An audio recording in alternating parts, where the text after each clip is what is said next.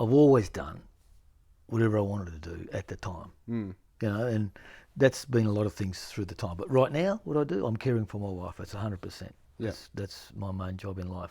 And to the, obviously, when you do something like that, it's to the detriment of other parts of your life. You know, but that's cool. I'm happy with that role that I'm doing now. You know what I mean? And you know, look, you know, I'm focused on an intensive rehabilitation process for my wife, and we're going to get there. You know, at a cost of other things in our life. But that's fine. You know, we've prioritised what we want. You know? I think like setbacks come in all different shapes. Absolutely. And the ability to understand what the setback is and like actualizing, like, right, here's what we're going to do moving forward. I think that ability, once you've got it under control with something on the small end, the medium end, then it gets to something like this where it is like you don't really have a choice at this point. It's all encompassing, and you've got to do it. Well, I think there's choices there, but not the one that I took, you know, and not the one that some people take. Other people, you know, like, I mean, I know, well, I don't know personally, but some people might not go down this route. In fact, when I was in ICU, we were confronted by the doctors, and I know there's people that didn't go down this route that we're on, you know, by choice. Anyway, look, you know, like you say, you just confront it every day. It's always a point of view, you know. That's what it is, you know. Do you feel, I've always had this thing in my mind, like, and this is obviously growing up with just having too much media thrown at you from all movies and ads and this and that. But there's this idea of like the golden days, you know? And I think for the first half of like, until I kind of became conscious as an adult, I had this idea that the golden days were going to happen. And once they were over, things were going to start getting worse. And then you'd always have this moment of reflecting on the golden days. But now that I'm a bit older, I still take that structure of like, there are golden days, but let's make it, I want to have a golden life. I want everything to be golden days. This is the golden days. Yeah. You know, we're always in our golden days. In fact, if in a weird way, that's one of the chapters in the book. Wow, okay. You know? Yeah. So, and I took that from my mother, who also wrote a memoir. Right. You know, that's a part memoir, part hospital drama, you know. But yeah, Mum wrote a book, and you know, like, she impressed upon me. She wrote, you know, she was a pretty active artist as well, you know, and she always impressed on me to, you know, seize the moment, basically, you know, and follow your dreams and do all that stuff. Do you have I always find this kind of fracture in how I approach things, where there is being in the moment and as an artist having some sort of recording or reflection of it, and recording's different, you know, like even to have like a brilliant time and then to write about it. Sometimes I just want to go to bed and make it a brilliant day. You know, it's I have a I don't even know what the word is, a confusion of, you know, I mean what's art anyway? I mean, you know, it's an expression of a pure, honest expression of your emotions at the time. In whatever form. In whatever form. Dance, music, sculpture, artwork, painting, whatever. But it's got to be honest, it's got to be pure. That makes it unique to you or me. And it doesn't matter if it's bad or good. You know? Because, I mean, like you just said, everybody has good days and bad days. Everyone has shit art and good art. But that's not the determining factor.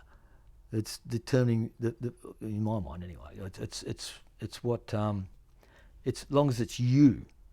And just you, and you're not copying someone else. It's like a cover band. You can be the best cover band in the world, but you're still a cover band. Yeah, but there's also this argument that there is art in being a cover band. There is sometimes the exact replication, or that they took something that was like this, and it's not better than the original, but it's different in a way that it's unique. Yeah, well, I get that. Yeah, that's true. And there are some guys that have covered songs and girls that have covered songs that have been probably better than the original. The one that comes to mind for me would be Joe Cocker, with a little help from my friends, covered the Beatles song, and I thought his was one of the earliest covers that I heard that was better than the original. In my mind, anyway. It's definitely one of those things that when it happens, you almost have to listen twice before you make a decision, because you're like, I got a massive imprint of what this was or is, and if you're trying to... I don't know. Sometimes I only kind of defend that because at the moment, as a digital artist, I find that like this graphic design stuff that I'm messing with, which is what it is. You're sampling it all over the place. I've got to grab everyone else's Absolutely. artwork. No, that's fine. But what you put together in the end result is still how you put it together. It's not how someone else put it together. And obviously in that situation, that's the art. Yeah. And that's what I say. That, I don't know. I mean, my clash is what's an artist, and you know, when I said what an artist was then, you're always sort of thinking, oh, my art's not good enough. You know, you always have that clash. You always sort of think to yourself, oh, geez, that was a good song, and then you think, oh, Jesus, not so sure about that now. You know, I think that makes you an artist, eh? Yeah. So I mean, and how many artists, how many big name artists have struggled with that identity? Yeah. You know, and of their whether their art's any good or not. You know. I think it's an imposter syndrome. Absolutely. It is an imposter, and everyone's got a bit of that in it. Yeah. I think there's, and even that, there's a great example of like, obviously with Black Ink and the persona that Black Ink has, I put forward that I'm confident, I'm daring, and I am, in a sense, I'm confident, daring, and I'm very ambitious, and I'm trying a lot of things. Yeah. Every day, I wake up and think, what am I doing? What's going on? I'm glad you said that, because I mean, I do watch your podcasts. I've seen, not all of them, but I've seen some of them. Yep. And you come across as very confident and I'm glad and positive, and that's really important, because I mean I like to think I'm the same, but you have bad days. But the thing is, that's where you get your strength from, basically, because it's easy to be happy, it's easy to be good. It's when the shit hits the fan, that's when you've got to. That's what tests you out. Yeah. You know. Yeah. I think there's definitely something to. I feel a social responsibility now to be positive, because I do realise that I don't know how big it is and I don't know what tone it's in, but I have a voice and I have an audience. Yeah. And for the last thing I would want to hope is that I deliver something that's not like positive or beneficial or progressive. You're doing a good job. You're doing a great job. In fact, I'm wondering why the hell you got me on. honestly, the original inspiration came from, like, as I said before, like I feel like I'm in a deep sea of like artistry, let's call it that. Yeah, like right. Creativity. I do consider myself a creator, and when I look around, one thing that you'll probably relate to is that there's not a lot of us floating around, and there's even fewer of them monetizing it. Oh yeah, look, but that's another thing. It is. Monetizing it is another thing. Have a look at Van Gogh. What did he sell? One painting? Yeah. In his life. You know, I mean, look, it's monetizing art, and lots of people have commented on this. David Bowie. As soon as you start to chase the money as a performing artist, or you know, like live off commissions all the time, then it's sort of you're trying to express someone else's emotions. True. It gets difficult, you know, and like, I mean, I've struggled with that a bit over the years, you know, like performing for money, you know, it's, I've done it, of course, but I mean, you know, at the end of the day, it's, you know, in a band situation, you've got three other guys and you can't say, well, let's play for nothing, you know, but as I get older, I'm quite happy to play for nothing. I think it's like, I think a way to like maybe categorize it as you approach as an artist. I think there's a part of what I create that I do have to sell, and the art of even marketing it or coming up with a strategy on how it's going to be a valuable thing for other people. I love that, but I do know that I get very emotionally attached to the results of that as well. Obviously, because it's like, if you win, here's $4,000, here's $2,500, here's $8,000. You're like, whoa, I won. And then if you don't win, you're like, oh, here's negative $1,500, and you just you know, it's literally like business gambling, but it's collecting data at the same time. That is, and that's the struggle. That's just a common small business struggle for everyone in small business. Yeah, you know. I recorded this story yesterday actually, and I thought, oh, that's maybe a little bit too deep a little bit too real to post on my business page. But it was like, if you're like in your first 12 months of small business and you don't have like common like episodes of panic. If you're not like crying from extreme happiness and sadness every day, don't fuck with me. You're not in small business. You're playing around. You know what I mean? But there's something, I mean, even to that as well, there's something so attractive about the insecurity of the future of being in business. Like I think if you're giving it 100% and you're honest in your endeavours, and you're doing your research, you're working your head off, you're putting the long hours in on anything. You can't lose. No, you won't, because that's where all your ninjas are going. You know. And also it's thing of like, I think you deal with setback, you know what I mean? Like a setback happens and it's like, you throw your hands up, Another brick in the wall. or you go again. And you just get to a point where you're like, I had 1,000 setbacks and I'm still living. Yeah. Bring on the next 1,000. That's all good. You know, we'll figure it out. Tell me, so Autumn Day is your song, your single. Yeah. That's the first song you've officially released? Yeah. Right. And I was listening to that interview just now. You released it at 66. Was I? I don't know. Interesting. Interesting. Yeah. It was. Yeah. Well, must if that's what's in the interview. Must be true. It's on the internet. Must be yeah, true. it's on the internet. Yeah. What Yeah. When I listened to Autumn Day, the first thought I had was, this is a song to the world, maybe for after you pass. Yeah. I didn't set out to write it like that. Yep. But it's eventuated a bit like that. I mean, people that listen to it say that I've written my own funeral song.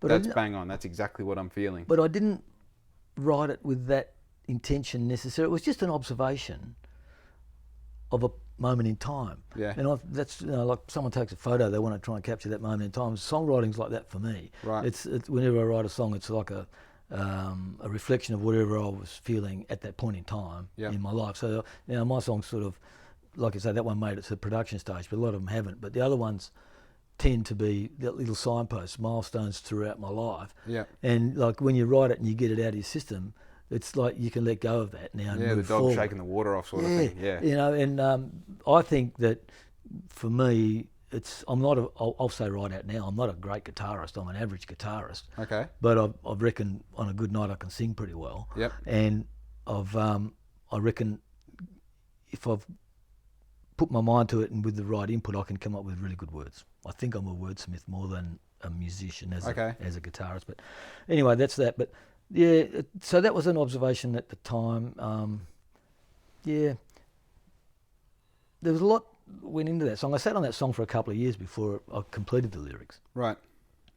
Started off, the first line of any song generally writes itself pretty quickly. You know, that's what sort of That's prompts. almost the attractive part as an artist. It's kind of there for you. Yeah, you know, that comes up and you say, oh, you know, and you don't even manufacture that line. That line usually just comes to you somehow or other. It's there. It's there, and you know, and it means something.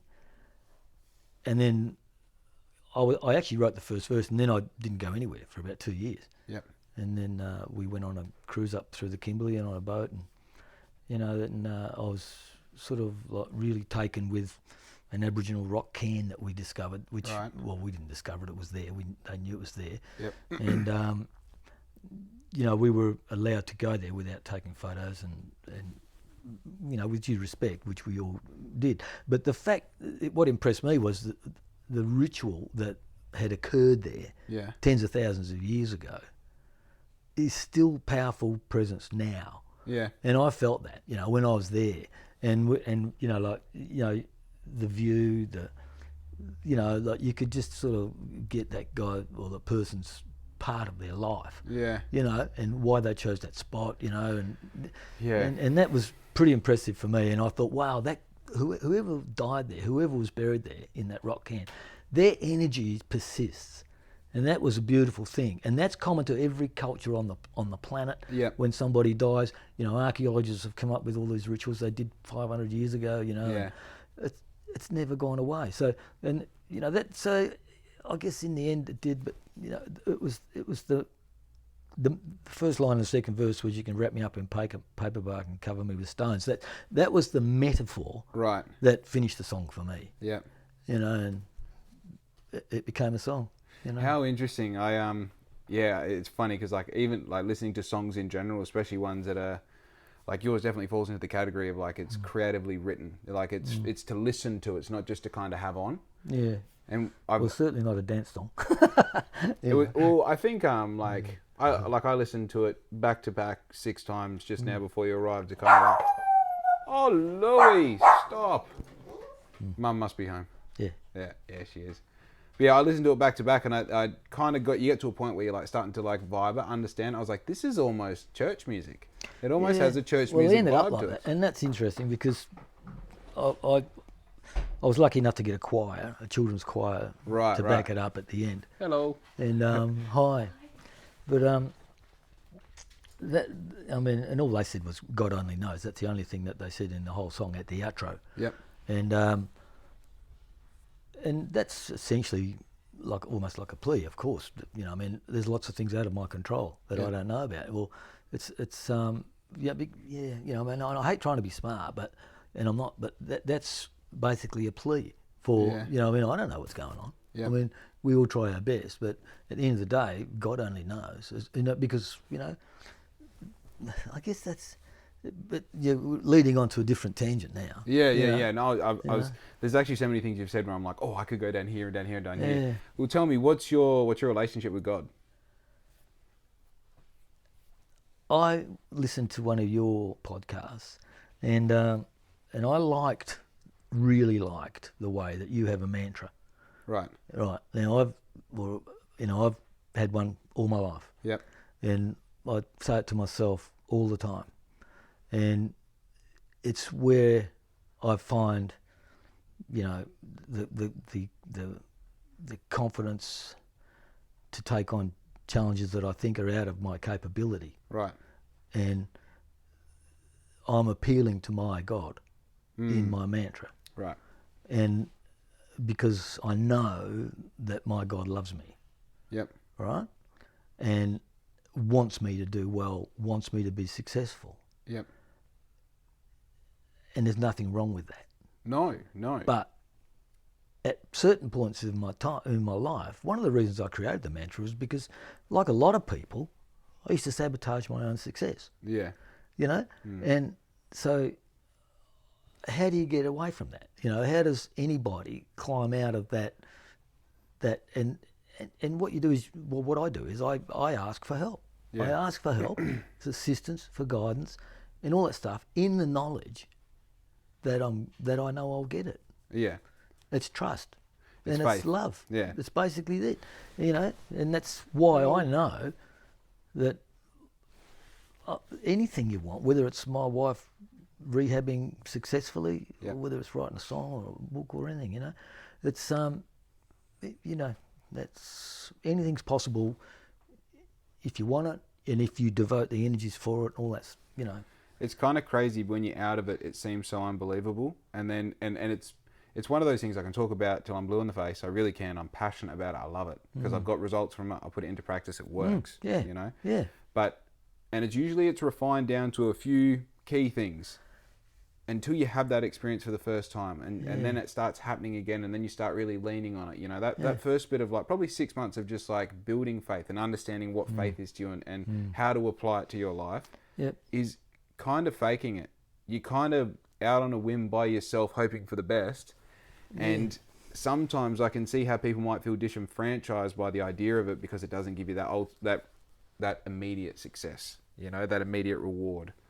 But at the same time, now that I've seen it and it's played out, it's like, it's unbelievable that more people don't. Well, with you know, like in developing my own personal little mantra, to build it, I didn't sort of say, this is going to be my mantra. Yeah, what I did was basically, you come up with, where do you want to be? What are you? Where do you want to be? Where do you want to go? And how are you going to go about it? And what do you, and I concentrated on what I considered were my weaknesses. Yep. In my character and where, you know, things I needed improvement in. Yep.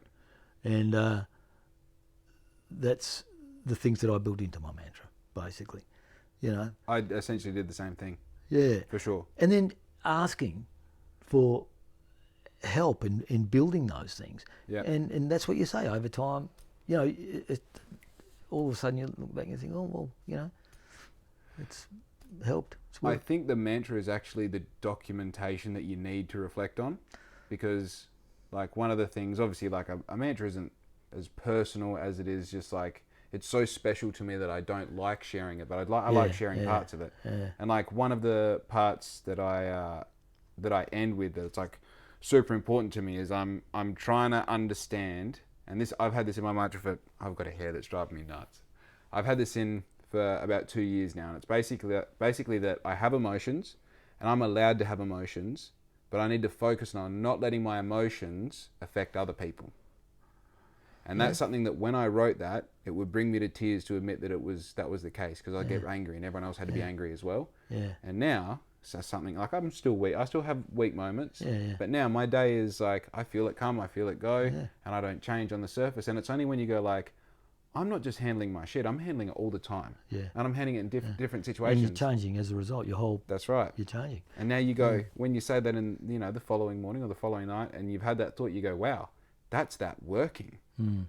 I can lean on that. Yeah. And you start looking around, you're like, what else do I want to get good at? Yeah. Yeah. What are my other weaknesses? Because then you look at a weakness as a potential future strength. Yeah. So you go, okay, cool, what else can I change? Yeah. Yeah. Yeah. It works for me. Anyway, so that's where I draw inspiration from that, like in writing or anything, because it just gives you strength to do things that are beyond your capability when they pop up. Yep. So 100%. that's it. You did a bit of travelling when you were younger. What you left Australia? Yeah. Unreal. Tell us about that. I left when I was 20 to go anywhere, basically. But I ended up on a one-way trip to London through South Africa. Wow. And I spent 364 days in South Africa because my visa was for a year. Yeah. And my mate actually overstayed his visa and stayed there 42 years, but I stayed there 1 year. Damn. I stayed there for the year and had a fantastic time there, went on to London, did a little bit of Europe and, that sort of stuff, and then came back to Australia, worked for 6 months, and then went to Hawaii, San Francisco, up the west coast to Vancouver. Lived in Vancouver for a while, and then Mexico, back to Vancouver. Wow. And then back to Australia. Right. And that was when I was backpacking, Yep. So I spent about 18 months, 2 years away, I think. That would have been a completely different experience at 20 than going anywhere now. I think it was you talk about golden times. That was probably a golden time because airfares were coming down at that stage and they were really cheap. I mean, I got to London for $444, and there was a lot of guys my age doing it. You had to be under 25, I think, to get it. Yeah. Anyway, so yeah, that was the travelling. I've done a lot of other travelling since with my wife and stuff, but backpacking's a different experience when you do it on your own. It is. And look back at that now, and like there was no internet. That was in the 70s, Yeah. And like my wife, for instance, I knew she was in Europe, and I sent her a letter from Vancouver, poste restante, Madrid. Do you know what that is? No. Poste restante's where you don't know her address, you don't know anything, you don't know where she is. No, you just send it to poste restante, which is basically, I think it used to be care of the Australian consul, or was it just poste restante? What? And there's like a collection point that they can go to. Yeah, I sent it to post. Yeah, and so like travellers used to go around and go to the head post office, I think it was, and just say, "Is there anything here for me?" And I go to post restante, and there you go. So and she got it, but everyone was confident that they would get it, and I mean, lots of people used to write to post restante and they'd get it. That's insane. I've literally never heard of that. That's cool though. Yeah, but it even goes further than that. Like I mean, you could you'd say to someone, "Oh yeah, I'll catch you up at the Oktoberfest." Yeah, right, and you would. Even though you're in Munich, massive big city, and there's people everywhere, you still run into them. Yeah. It's funny, I was talking to, I forget where I got this bit of information, but it's just recently I've kind of taken on this new concept that everything used to be about authenticity and everything is now all about entertainment, right? So, and this is something that's really prevalent on social media. You can post something that isn't necessarily authentic or true or wholesome, but it can do well because it's entertaining. Yeah, it's hard to tell the difference sometimes, isn't it? It's annoying. Because I'm trying to base obviously I have an online character and persona, but that is still authentic of who I am. Yeah. And then you're going up against basically entertainment. You're going up against entertainers, And it's interesting that how that correlates with like how people communicate in general, Then it's like, I'll meet you here at this time, or I'm going to come past your place after school tomorrow. Yeah. So you'd be waiting at the front gate tomorrow because they were coming past. It's totally different, but it's always different. I think for the internet's changed everything, but I mean, with the rate of change, but I think that relative change has always been there from every generation. That's why when you grow old, all old people sort of say, oh, you know, it was better in the old days. Yeah. Because they understood that. And the rate of change is exponential. It gets faster and faster and faster until you get so overcome with that change. You sort of think, oh, I'm just going to deal with what I know. I'm old now. Yeah. That's what it is. It's like, that's not mine anymore. That's right. I don't have to deal with that anymore. But I will deal with what I understand. Yeah. And I'm guilty of that too, to a certain extent. You know, Look, because it's changing so fast, I don't want to know about it all. Well, the crazy thing is I'm 30 and I can feel myself getting further away from it, and I'm on the ball. I'm researching the stuff. And you know what? You're at, you know, I mean, if we think digitisation has changed our life now, you wait till another 20 years, another 10 years. Oh, you know? One more year. Well, maybe. That's what I mean. It's exponential now. I mean, this chat GPT is going to bloody I was just about to say, change AI will change everything. Yeah. I was actually going to mention this before we started. Did you know this has just started in the past 2 days? There is now AI that can take 20 minutes of your voice, just talking in general, and they can then recreate, obviously if you've got video as well, we can recreate your face and your voice saying anything. Yeah. So people like me who have 150 or 1,000 hours of my voice and me talking to a camera on the internet, can now create voice chats that they can call my Nana with. And say, hey Nana, I'm $2,000 down on a loan. Can you help me out? And she goes, yeah. She's looking at me. She's saying, yeah, of course. Jeez. That's dodge. That's dodge. just... Mind you, the Yanks have had one of those president for the last 3 years, haven't they? Oh, don't go down that. It won't even make it onto YouTube if we start talking about that. We won't. But yeah, it's definitely...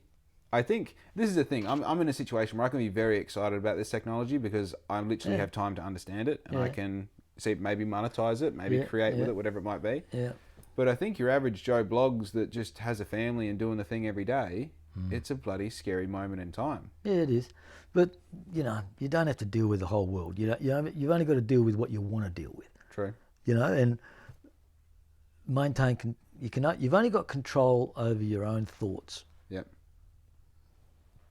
And if you feel good and you're happy, you don't have too much to worry about. Yeah. Yeah, definitely. Oh, you know. I was talking to Mum about, well, she's picked up on, probably listened to the same podcast you listen to about my prayers, my mantra.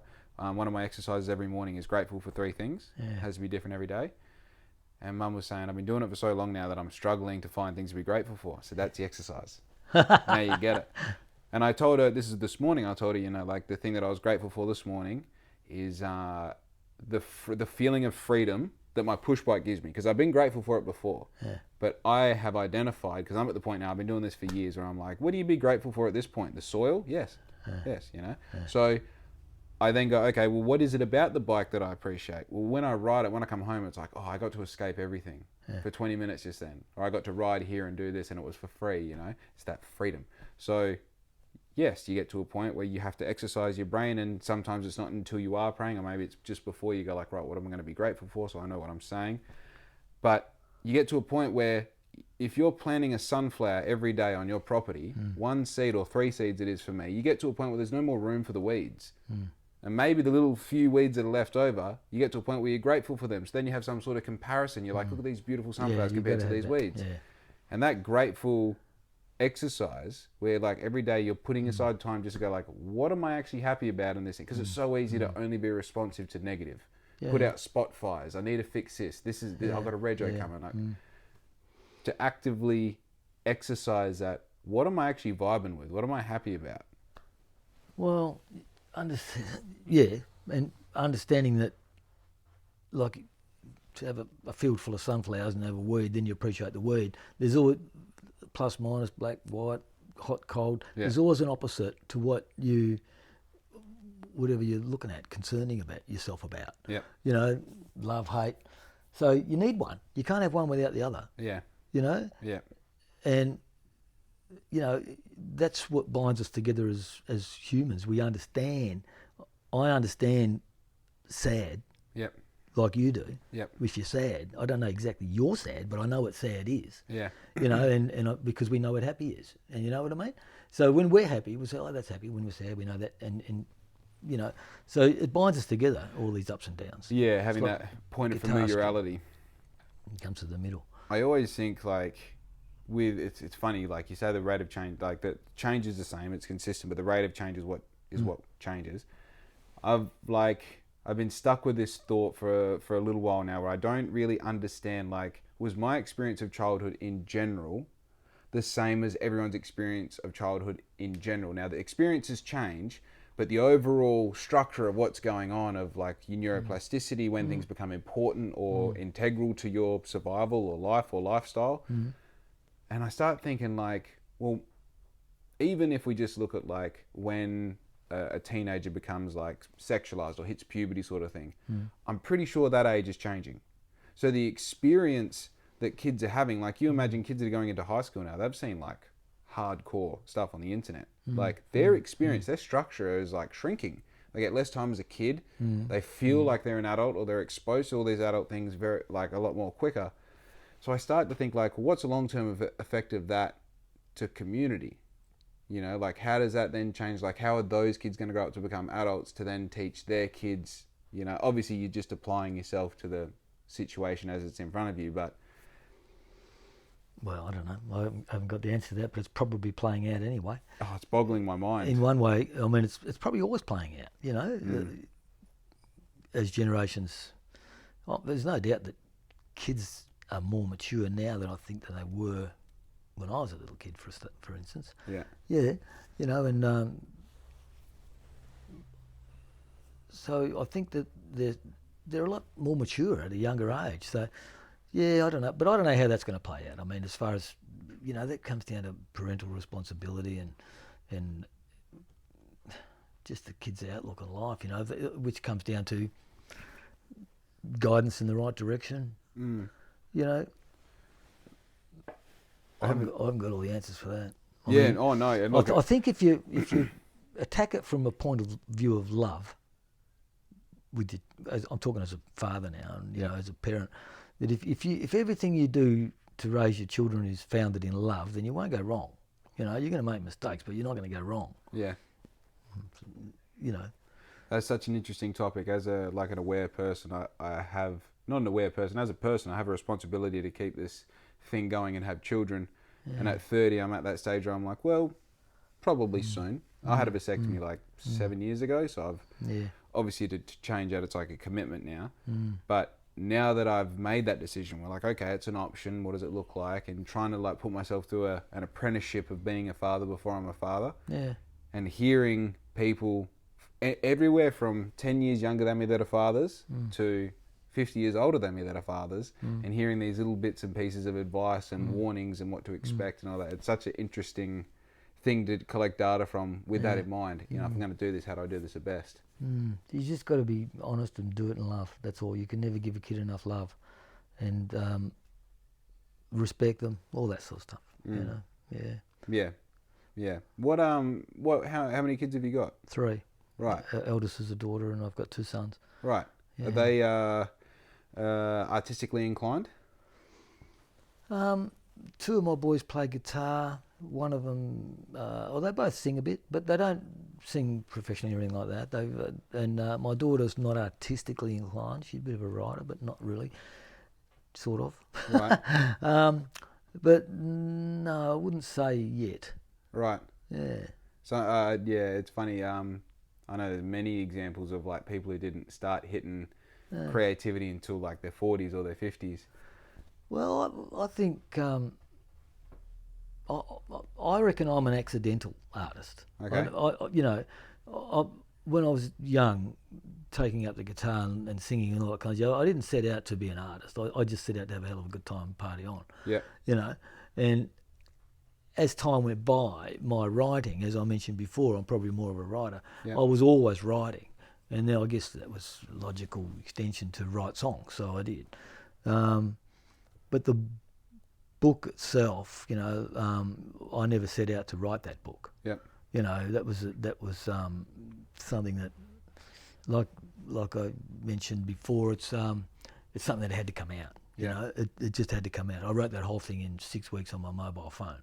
Wow. You know, because that's crazy. Really interesting. Well, I was in ICU in Sir Charles Gardner Hospital. I was in high dependency unit. My wife wasn't communicating at all. Right. You know, she was unconscious on life support basically.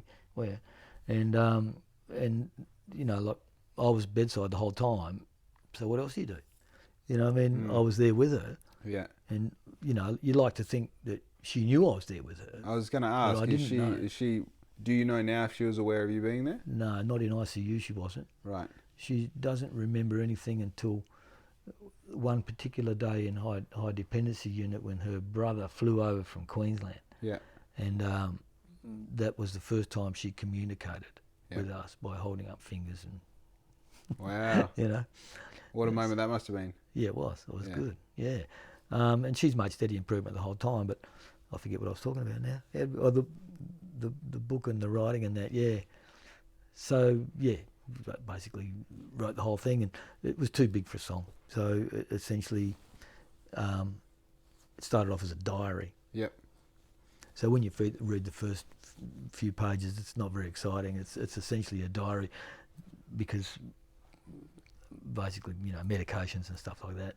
And then it became a book, and you know, our whole relationship's in there, 51 years, and the travel and everything. Did you write that for an audience to read it, or did you write it for yourself? Both, I think. I think that's what happened. I wrote it for I started off just reminding myself, look, my wife's on these medics. She had an aneurysm, right? She was diagnosed with an aneurysm on a Friday. They went in and operated on the Tuesday. They put a stent in. The stent failed, and in her right carotid artery, the stent failed. But we didn't know that for 6 weeks. They said, come back in 6 weeks and we'll rescan it. Right, yeah. So they rescanned it, and the aneurysm had actually grown behind her right eye. Yep. And so then they went in, took the radial artery out of her left forearm and redid the carotid artery. That failed. Then they took the artery out of the leg down here. Right. And that failed. Replaced that. So she had 9 operations, 5 brain ops. Oh. And, you know, like, she was in hospital for about 8 months or so, but for a lot of that time, and she was unconscious. She had a lot of issues. And COVID was going on. There was a lockdown. I wasn't allowed to visit for 4 days and all that stuff. Nightmare. You know, they ended up taking a section out of her skull, out of her, and then decompression thing and craniectomy, and then put it back again, and just a big long process, you know. And it's absolutely crazy the technology we have now. That obviously terrible thing that happened, but the management afterwards is like, okay, we can go and try this, and we can go and try this, and this didn't work. We can try this. They're fantastic. They're phenomenal. You know, I can't say anything bad about Sir Charles Gardner Hospital. They were just brilliant. Yep. Yeah. That's obviously you've got a bit of time of like reflection now. Obviously that's definitely an interesting period of your life. How does it feel at the moment now you've had a bit of time to?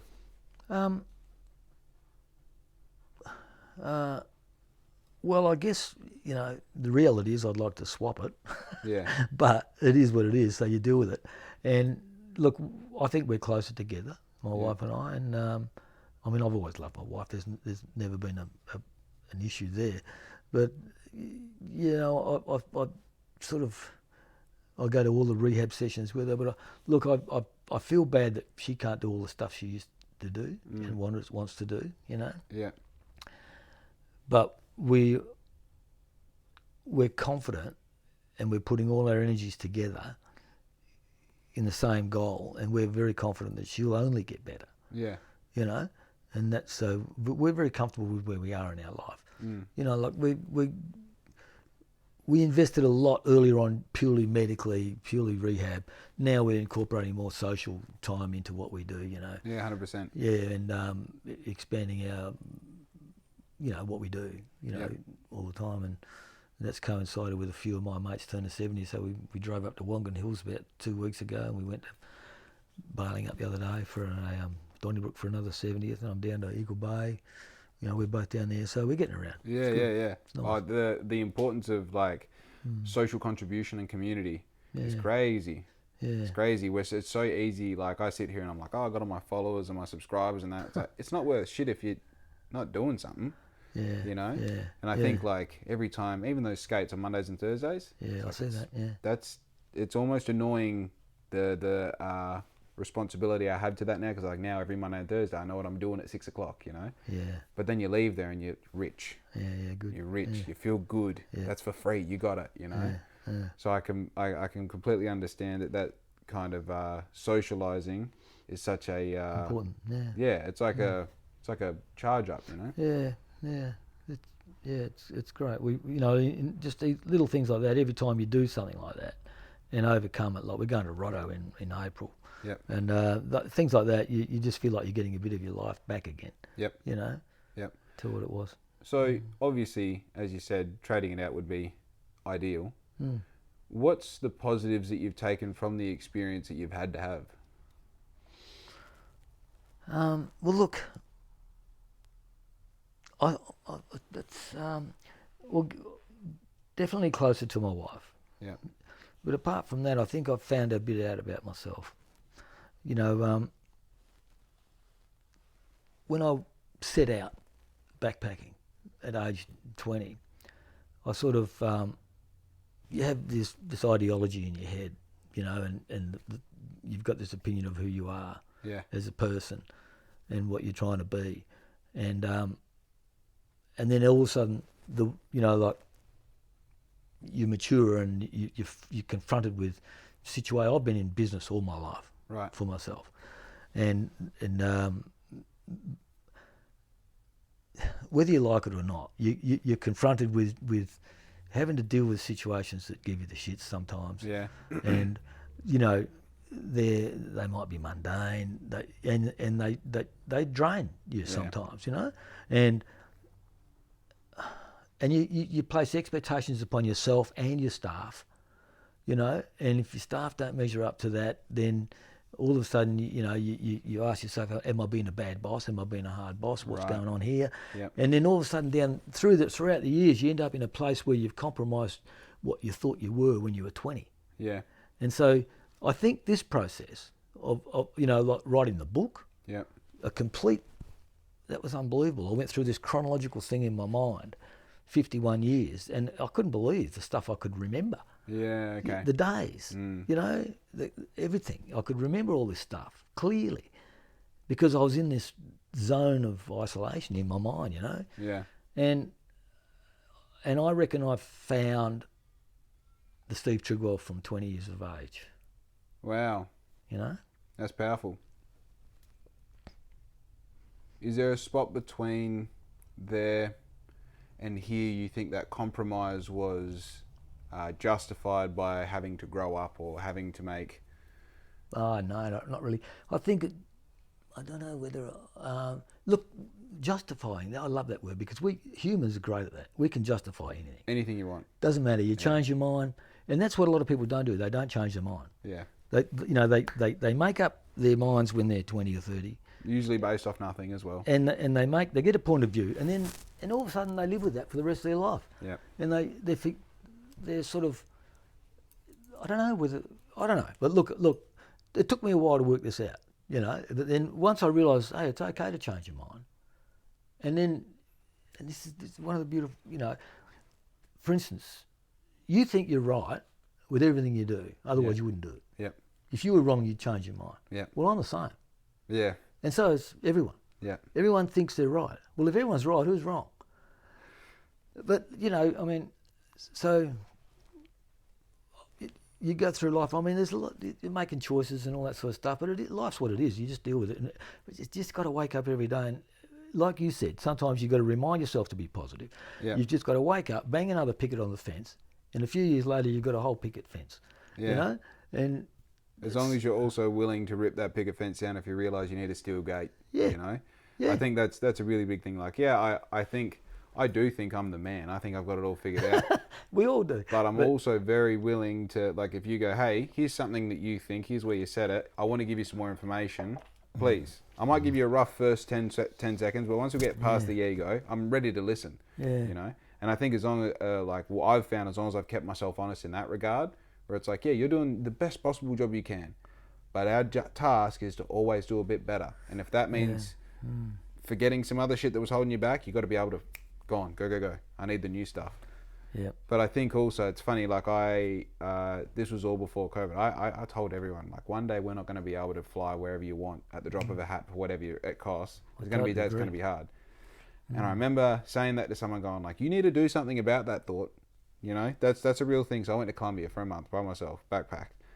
And obviously a lot of experiences I can't talk about on the podcast, but the few that I got from it was like, during that time, you have those moments, and there is something about like waking up in another country with no responsibility, with no plan, nothing on for the next however long. You really do understand, like, in a more pure sense, what you want, what's important, what you want to get done by the end of the day. And I think, because I grew up as like a professional athlete, I lived in other countries and did the whole thing, and I've had a really warped idea of what life was. I thought life was working hard towards one goal that came up every 3, 6, 12 months and basing everything around that. And the longevity of that is like, you're going to burn out by the time you're like 25, and I ended up being done by the time I was 18. So what I got from this trip in Colombia was, I really like having the ability to make decisions and giving myself freedom. And if I can somehow monetize that, whatever that is, I don't care what it is. As long as I get that freedom, we're all good. And exactly what you happened in the past 2 years, I've created this freedom now where I wake up, and the past 2 days, Dad wanted to go to Dunsborough. So we went to Dunsborough. It stuffed up the rest of my week, but we had time to do it. Why not? Let's go, drink coffee, drive the Porsche, we're having fun. And then sometimes I get myself in these positions in this process where I'm like essentially working for someone else. I'm doing my skill within Black Ink, but it's contracted on a regular basis to someone else. Well, that's not freedom. I may as well have a job. I may as well be on the payroll, you know? So then you start having these moments of inflection where you go like, am I staying true to the path, to the goal here, or am I starting to bend? And then all of a sudden this justification comes in. Well, that's right. And that you do. And that's going to probably go on all through your life. And you know, for me, I was lucky enough to find it again. Yeah. You know, even though I had changed. Yeah. You know. I feel like it's a rope that you know, kind of attached to on this path that you're traveling, and it's like you don't want to get too far away from the rope. The rope's where you're meant to be, and you're allowed to go off over here and trip over and get lost and fall over there, but you got to end up back at that guide. And it sounds like through the experience you've got, you just realign with that rope a little bit more, you know?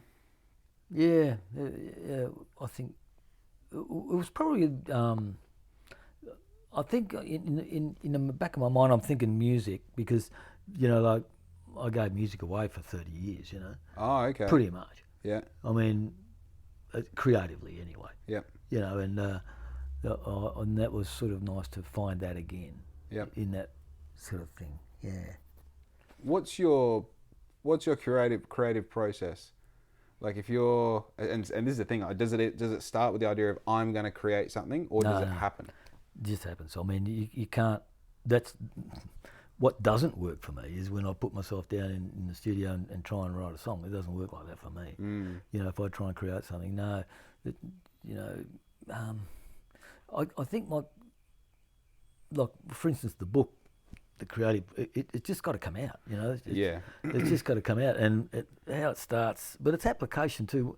I mean, I could have just written a diary and left it there, but you know, if you commit the energies to the application, then it's going to work. Yep. And that wasn't sort of that was that process. But with the songs, as I say, they usually a little idea or a concept or a seed will come to me, and I definitely won't try and push that. Like another song I wrote for my daughter when she went overseas, when she first went backpacking. Yeah. I mean, that song was 25 years in the making. Yeah. You know, I wrote the riff in Mexico in '76 or something. And finished the song in I don't know when it was, 1999 or something. Right. It's crazy holding on to that seed of an idea that whole time. Yeah, and it just sat there. But that's you know, like that's right. You get it sort of goes in the pigeonhole in the shelf, you know, and it's you say, oh, I'll file that under on my art or whatever. Yeah. You know, under maybe one day. Yeah.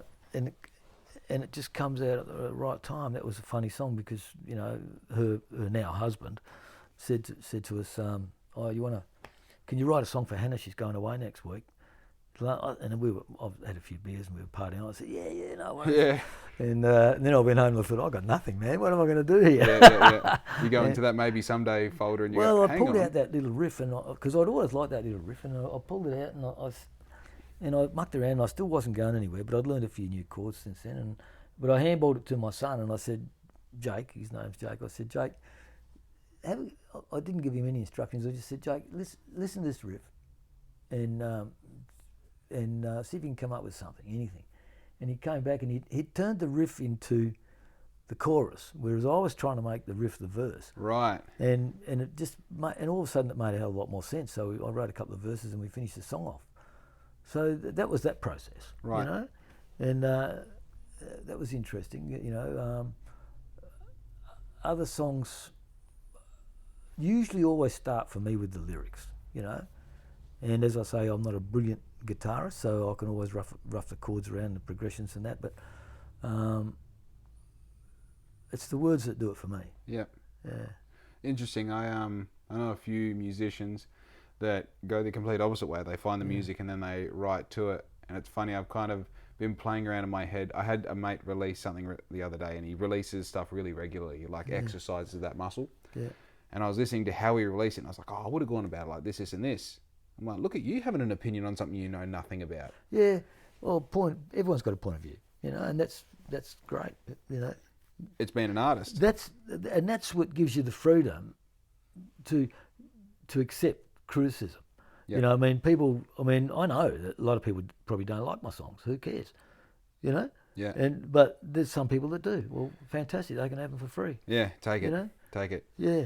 Yeah, I think it's funny because like there's something about ego and imposter syndrome that they just have the complete opposite, but they go so well together. Where it's like, I don't love my work, but I don't want to hear anything negative about it either. Yeah. If you can get rid of that kind of protective Paradox layer around the outside. Yeah, it's hard. It is hard. I struggle with it. Yeah. You know? Sometimes I feel as well, like as a creator, sometimes I look at something, I'm like, I know that no one's going to fuck with this the way I do, but I believe in it and I'm going to leave it. And I had this, it's funny because I've got an example come to mind straight away. When I first started Black Ink back up, because Black Ink used to be a coffee van.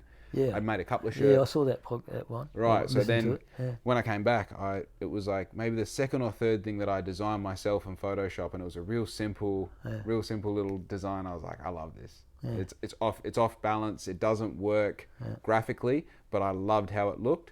Yeah. And I ended up just running it. I showed Riz and she's like, it's not done yet. It's not quite cooked. I'm like, nah, I like it. I'm gonna run it. So I ran it.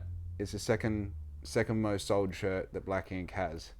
And it's just a nice, simple, it's the box globe. So it's like it's just black ink written and like the ink and black are inverted to each other. Yeah. And on the back, it's got a classic like Black Ink social apparel design. And it's the second most sold shirt that I've had in the business. Oh, there you go. And it was one of those ones where looking at it at the start, I'm like, I don't like it, but I love it, you know? Yeah. And I just, something about every now and then, there's something that doesn't seem right, but you know you have to lean on it for some reason. You're like, no, I trust that this is actually a winner, even though it doesn't feel right. That moment is as scary as it is exciting. Yeah, you know. Yeah. I think. Do you find sometimes that when you're putting something out there, you're second guessing yourself, or if it's going to work, or do you just do it anyway? Because I think that's the thing. Sometimes, you know, like I often will get a song to a point where I quite like it, but I'm not convinced that it's good enough, you know? Well, that's a question of regularity. So I post 3 times a day. Yeah. I try and make 5 stories a day. Yeah. I try and make 1 podcast a week. I also create 6 reels and 3 clips for another podcast. So my content creation on a weekly scale is massive. Wow, yeah, I reckon. So I'm at a point of, with my creativity, I'm actually collecting data as much as I'm creating. So if you look at everything that I'm posting, I'm trying to spread a wide stroke of what I do. And it's like, oh, people really like the positivity vibes. People like watching me make stuff. People like watching me do stuff on motorbikes. Then the question you're asking is, do I sometimes second guess myself? The one that I do the most is the Monday motivation shit.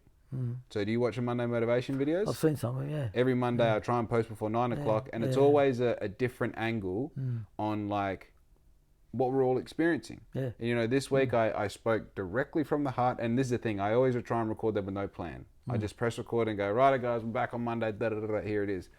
And I started that last one with like, rightio guys, last week happened, there's nothing we can change about last week.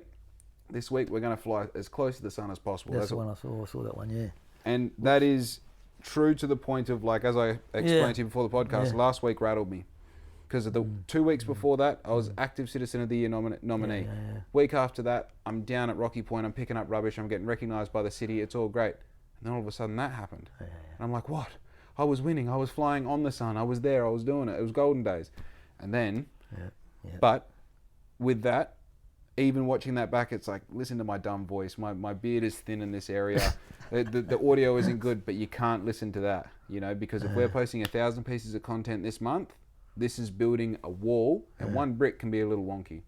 That can actually all be a little wonky. Okay. But as long as that wall at the end, as long as we got the content out, and as long as it was above a certain line, it doesn't have to be as close to that perfection that you're looking for, because your regularity is a lot less. So if you release 6 things this year, we need 6 diamonds. We can't have 6 gold rings or silver rings. We need 6 diamonds. Whereas I can just have 1,000 gold rings. You know.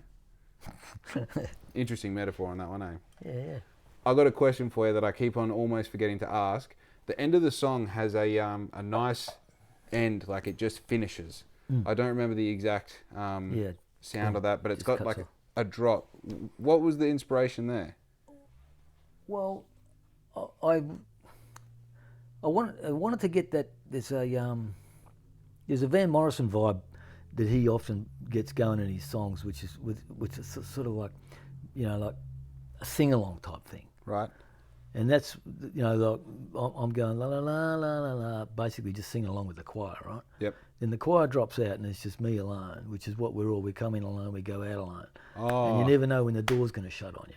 Brilliant. And that's what that was all about. Yeah. You know, so I almost did. I was going to do a recording for that song at a party we had organised before COVID, and COVID hit, and I was going to get everyone there drunk, you know, like perfect. Yeah, get crowd everyone sing along, all singing out la la la la la la, you know, and then record the door opening and shutting, but I just never got around to that. Right. You know, but you know, like, well, I guess that gets back to what we were just saying then, you know, about incomplete projects, but you release them anyway, which is what I probably need to do more of. Yeah, there's definitely this is going a little bit of I love that part of the song, by the way. It's very akin to another part of a song that I love that is a dead drop, and then it goes on to the next track in the album, and it's such a beautiful pickup, and I just love that, like, you thought you had it, but you don't. I'm still the artist, you're the listener. That's what it says to me. I love that, you know? I think there's a certain thing with art as well, that to be responsible as someone who's creating something, it has to have a time that it's due, right? And when I record these stories on a Monday morning, I'm not spending all morning on this. We're spending 15 seconds on recording it, and we're going to spend 30 seconds on looking at it, and then we're going to post it, and then we're going to move on. Otherwise, I'm just going to keep recording this over and over, and then I'm going to realize the first one I recorded was actually the one. And I think, like, I would love to go back and polish each thing that I post, but you just realize, like, I'm also running a business. The social media is just a front, you know? But one thing's for sure, when it comes to like all these piles of clothes here are all different clients. Like, I can't handle the idea that someone paid for something from me when it's their stuff, like it's their design or it's their thing on a shirt, and I didn't apply it properly. And if it's going to cost me money to make it perfect, it's going to be perfect every time. Yeah, exactly. Yeah, you don't want to be going back there. Yeah. It's such a being an artist is hard, bro. Well, monetizing it is hard work. Yeah. I think I mean, this is the struggle of all, you know. I mean, I love that song Mark Knopfler, In the Gallery, you know. The Dire Straits did it way back in the 70s or sometime. And, or whenever it was, I don't know, 80s maybe. In the Gallery, it's all about who gets to determine which paintings hang in the gallery. Yep. You know, and it's got nothing to do with the artist. You know, it's the gallery owners and whoever pays the most. Like I said, Van Gogh sold one painting, I think, you know. Yeah. It's monetizing art is a weird thing.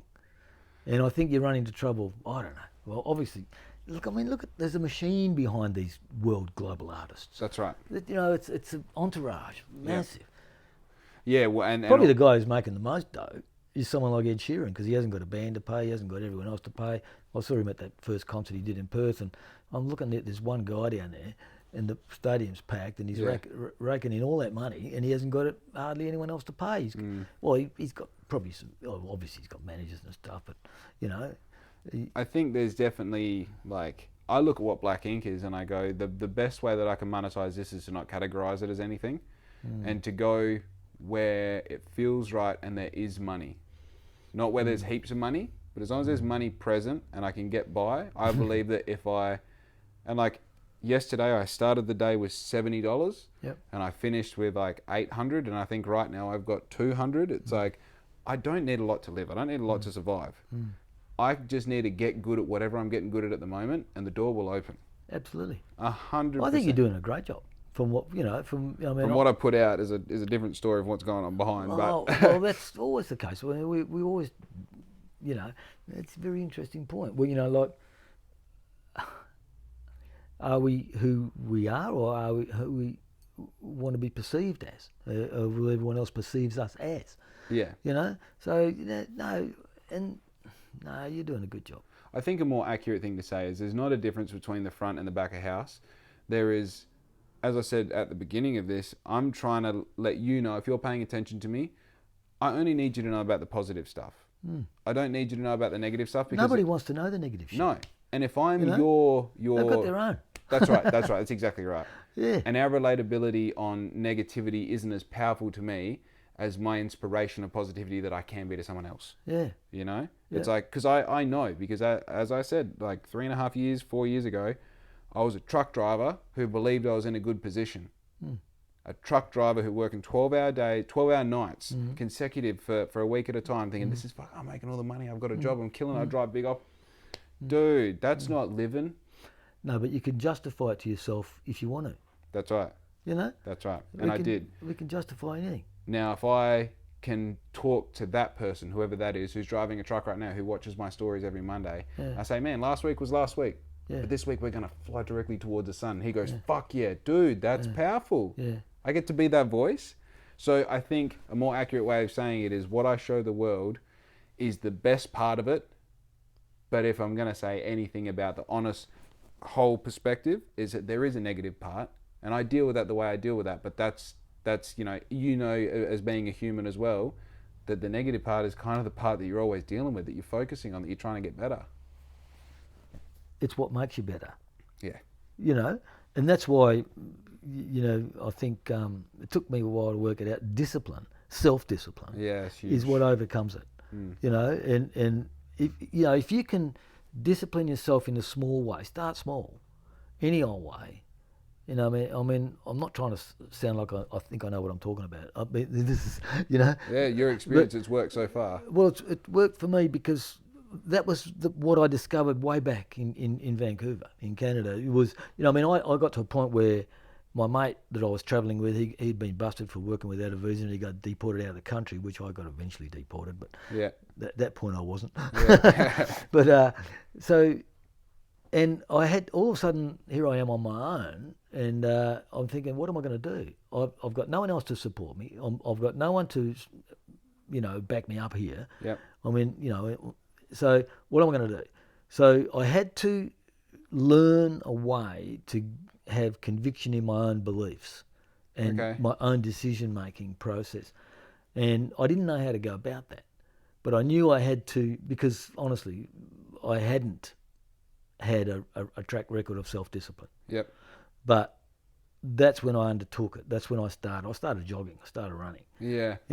Running, and then I became a vegetarian for a little while. Yep. Not because I wanted to be a vegetarian, but because I needed to deny myself something that I really liked. The discipline in it. That's what it is. Yeah. And I only did it for a while, but I mean, and then once I realised that I could trust my decision making, and believe in myself. Yep. That was a stepping stone to working out who I was, all that stuff. And all of a sudden unfolds a bit. Yeah, well, then you start asking the question, well, if I could have anything I wanted in the world, really, what do I want? Yeah. And then you start realising, I think the first place people go is what I don't want. I know I don't want this. I know I don't like this. That's great. We've got a bit of data now. Because knowing what you want is really hard. And I feel like I'm on the way, but I still have no idea. Well, I try not to live in the future, because if you're doing that, what you want to do is just focus on what we're doing now, what you're doing now in the moment. Yeah. Everyone says it, but that's true. Yeah. That's a bloody hard thing. No, but if you apply yourself in the moment all the time, the future will look after itself. Yeah. Yeah. I'm cramping up like a bloody. Yeah, okay. We've totally. I didn't forget to do the introduction. I like the flow so much. I was like, I don't want to interrupt it. Let's get this out. But if people want to find your song, your book, your website, where can they go? Well, the song itself is on Spotify, YouTube, Apple Music, all the major streaming platforms. The Yep. song, right? There is an official video out there on YouTube and all those channels. Yep. My website, www.stevetrigwell.com. That's EVE, isn't it? Well, they can spell it whichever way they want. It'll redirect Steve. Yeah, sweet. Steve with a PH, doesn't matter. SteveTrigwell.com. Yep. And that's pretty much a website which just details what I've written. I wrote a children's book again in 2004. Oh, okay. As well as the other one. Yep. 105 Steps is the name of the book. So there's the website, the streaming platforms. What else? That's about it, I think. Brilliant. Yeah. And you gave me a copy of the book. Actually, yeah. Let me just.